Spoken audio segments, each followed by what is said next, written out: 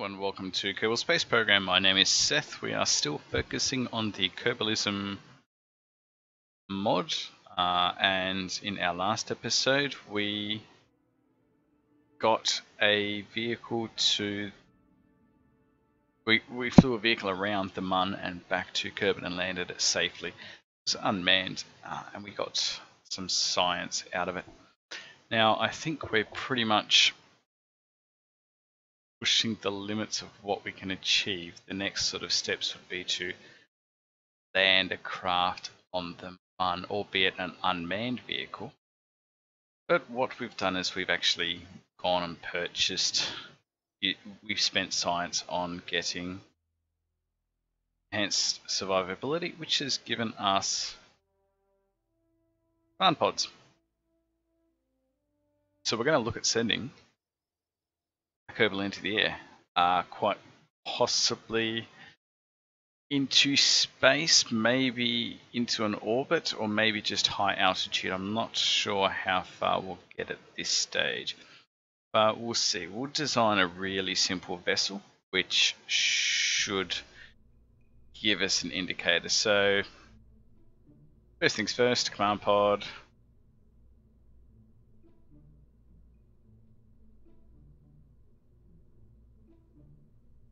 Where are heat shields? There we go. Thermal, of course.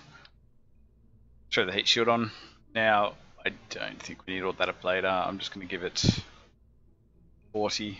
I know it's a bit risky, but let's see what happens. Parachutes. We definitely need parachutes. Where is... Some of them under here. Now, the reason I'm concerned is I don't know how the Kerbalism mod works that well. So you can see we've got scrubber, pressure control.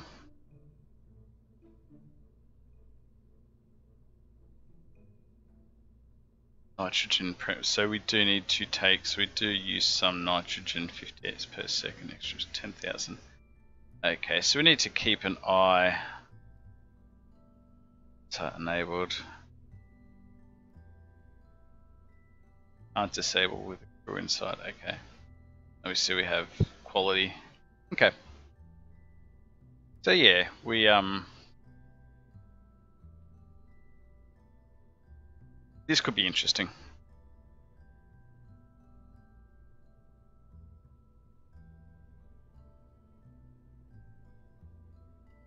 This could be really interesting. Okay. I don't know. Radiation shielding. Yeah. If we have a look at environment, habitat environment, it's signal stress, radiation.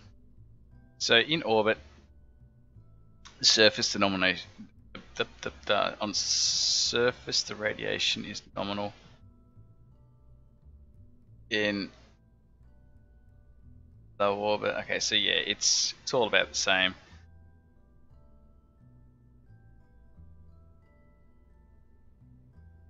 I'm sending someone up without shielding. We'll find out. We might end up killing someone. I don't know. How much battery does that have? 100 electric charge. That should be enough to get us to the ground, I think. So let's...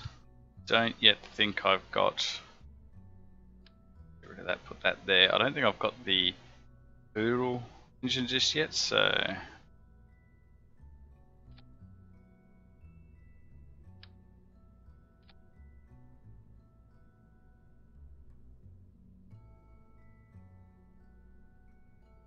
And I'm not even going to include any experiments.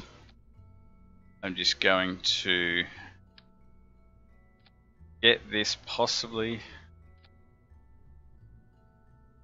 You know what? I'm thinking I'm probably just going to target a suborbital, just so that I can get an understanding of how all the scrubber and the pressurization and everything like that functions.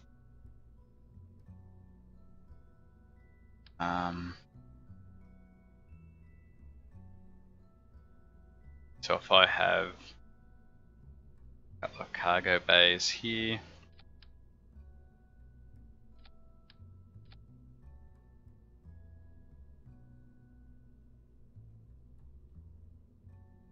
it's going to be suborbital. I don't need anything else per se. How's my thrust to weight ratio through the atmosphere? Fairly low. This is heavy, and it's because of that engine there.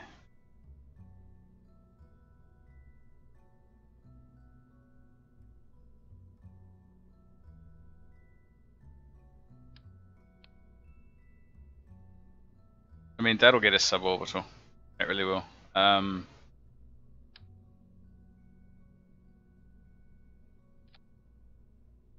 Potentially we can put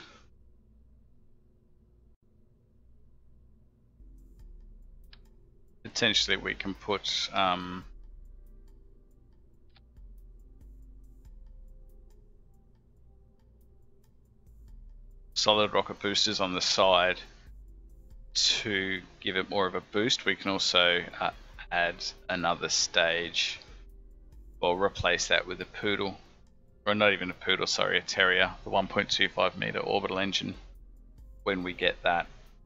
But I think for now, essentially, I just want to get the craft into orbit, get the craft into space.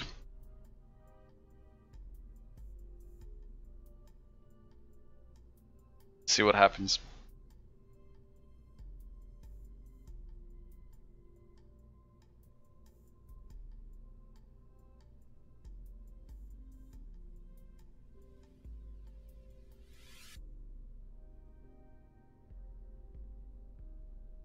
So we're going to call this craft the Ophelia 01.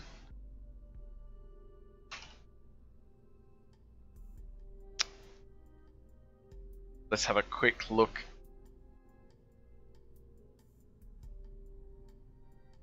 It's fine, that's fine. Electric charge, duration 51 minutes. I'm not going orbital. 5 days food, that's heaps. Can I actually reduce that? 3 hours food, that's fine. I'm not too worried about the radiation. We'll find that out. Different atmosphere shadow time.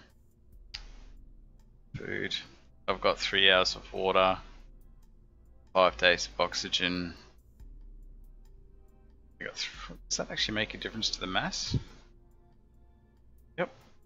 3 days of oxygen.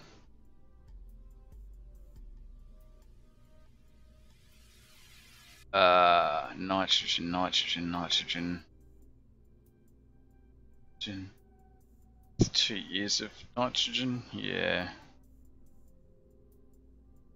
Again, that all just decreases the mass ever so slightly. Need no monopropellant.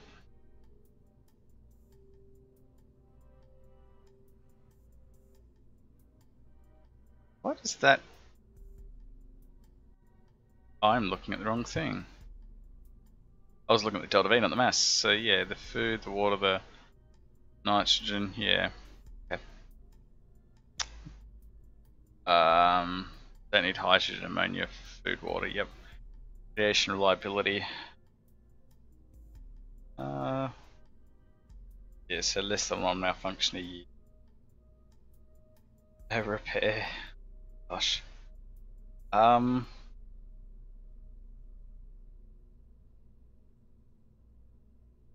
One last thing that we will put on here is an antenna.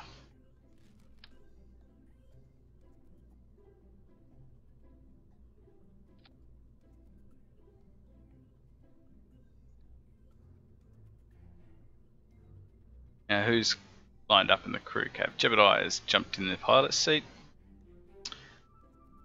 You're a brave man, Jeb. Brave man indeed. I'm not missing a parachute, but thank you.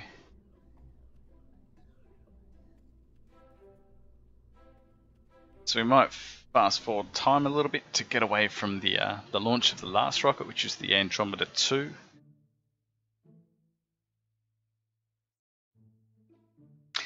we should all just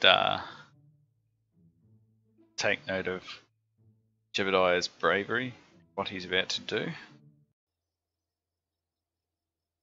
or stupidity, depending on how one sees it. That'll do. Let's grab the Ophelia 1, Jebediah. Mate, let's do it.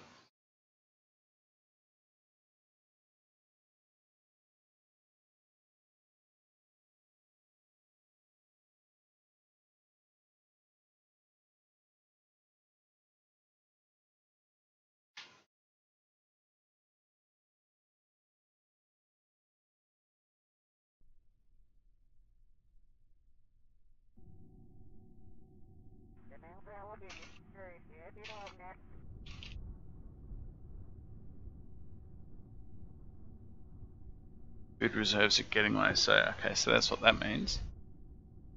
3 hours, yep, so I've only got 3 hours food. That's fine.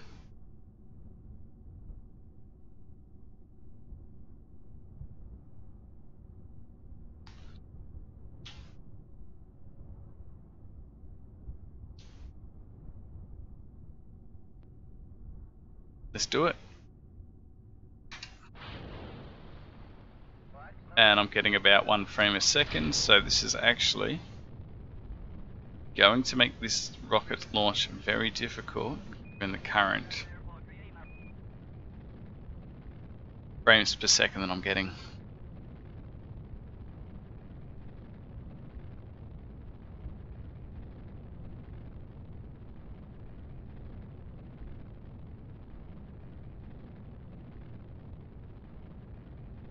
It is struggling.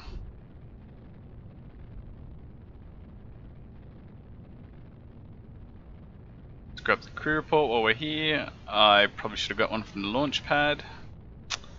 Not to worry.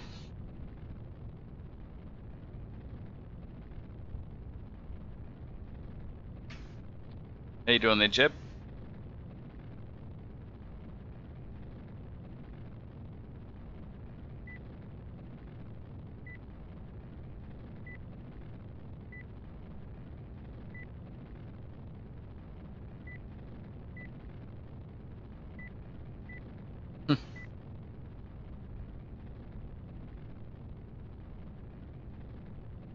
Yeah, performance is pretty ordinary.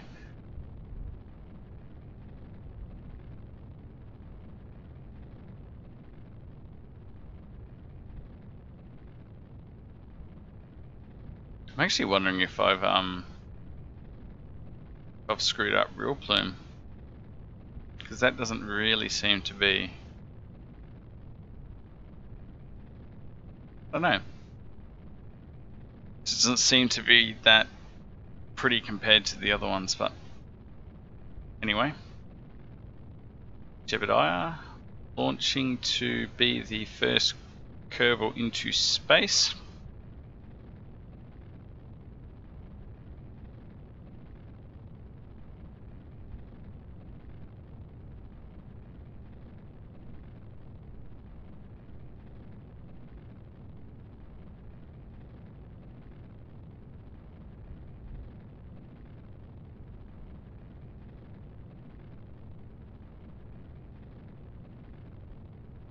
Interesting.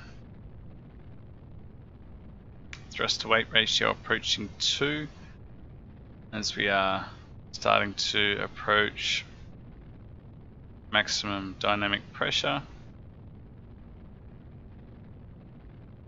Oh, and I think Real Plume is working. It's sort of modifying it as we go.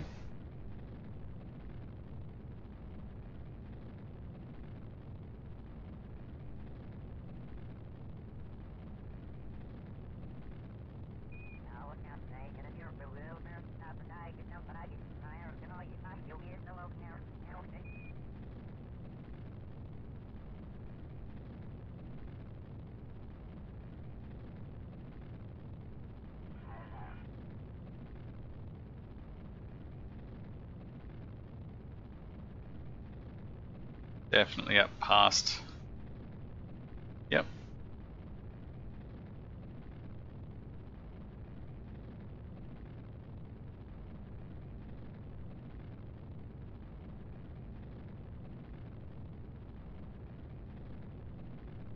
I've got to remember when I click on the make Jeb scale, it actually I can't click on the screen and can't steer the craft. Keep forgetting that because I'm sort of looking at the graph, running on autopilot. Very pretty. So far, so good.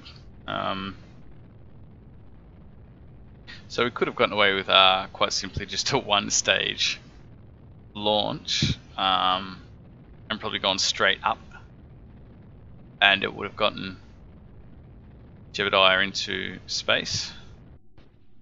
But as such, we've gone for a 2.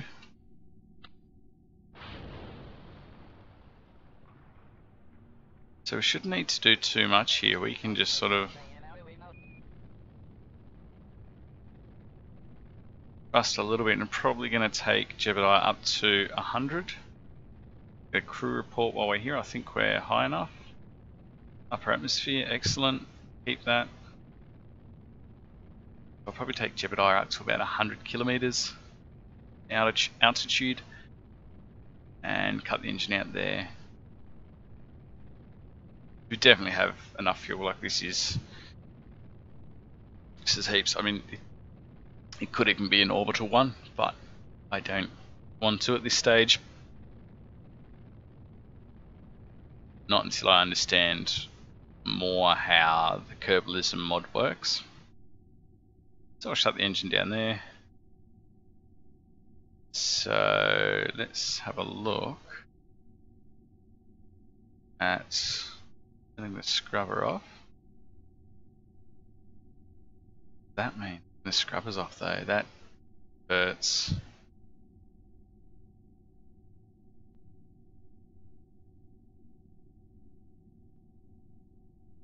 Control. What's that?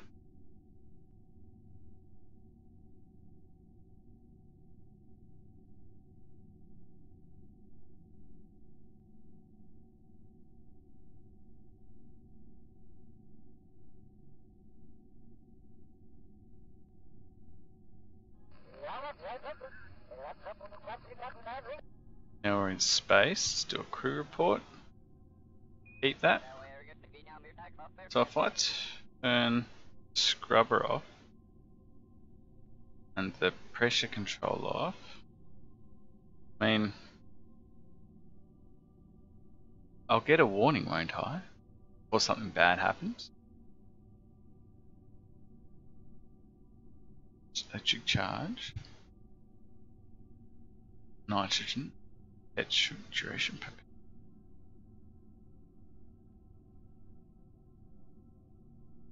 It's all good.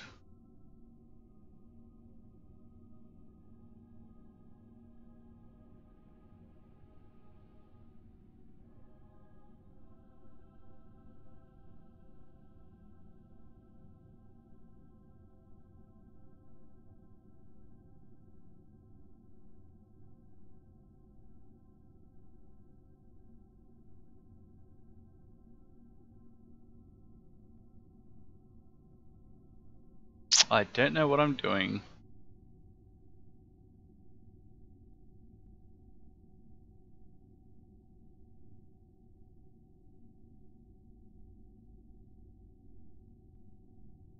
See, all that's fine.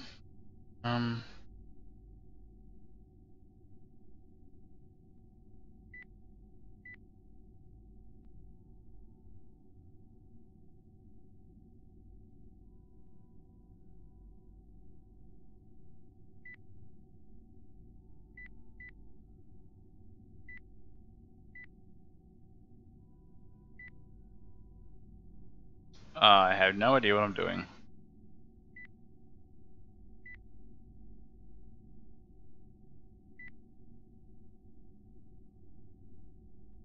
Ah.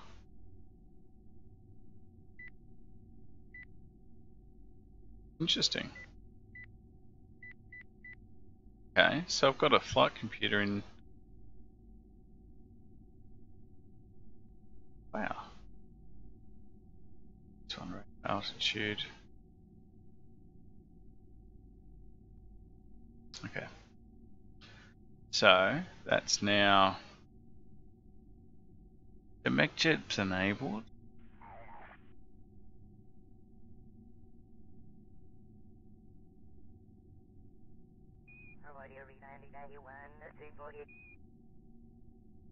So with mech jet enabled, then I guess because I've got a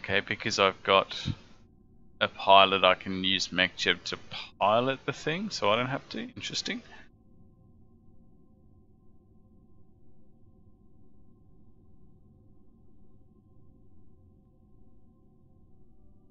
Okay, so that's fine. I'm just not sure what the. I mean, I've got my pressure control and my scrubber stopped, but I don't know how to tell what effect that's going to have. I mean, surely it must have some effect, but I don't know whether I'm not able to see it because I'm not.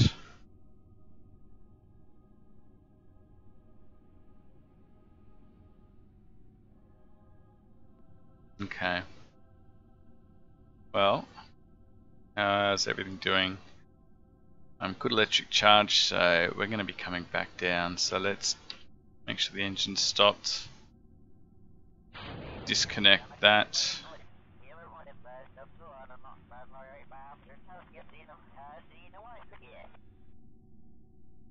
Won't retrograde, and I'll just going to time accelerate down. I mean, the fact that I didn't kill him, that's a good start. I'm happy with that. It sounds stupid, but I'm extremely happy with that. Re-entry in 1 minute.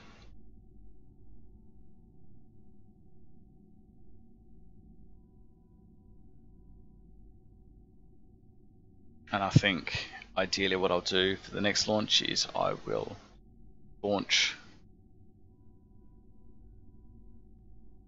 orbital, and then we'll go around a couple of orbits on that and see how that affects things, whether or not the scrubber and the pressure control make more of I can identify exactly what they're for. I mean, I'm pretty sure the scrubber removes carbon dioxide from the oxygen, from the atmosphere.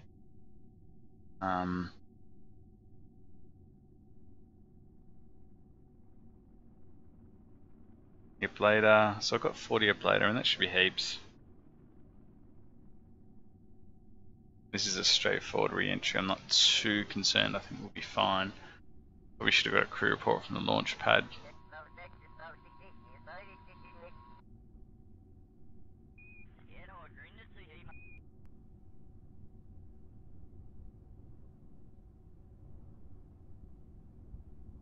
Pop shoots at 5,000.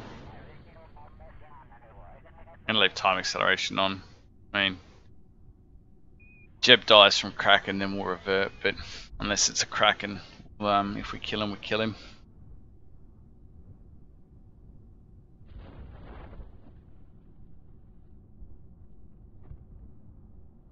So, I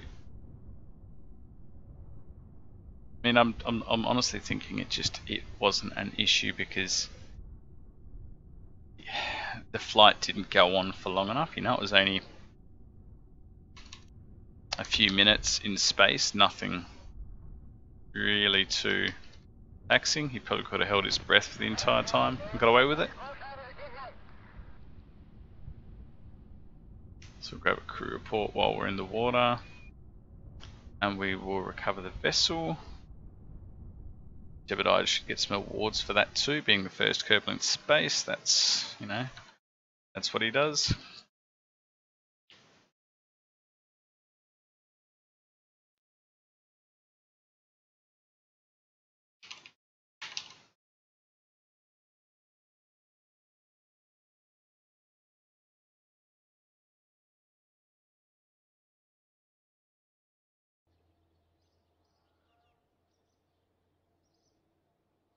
So, crew report, upper atmosphere, space. I mean, they're pretty low signs, but it's still.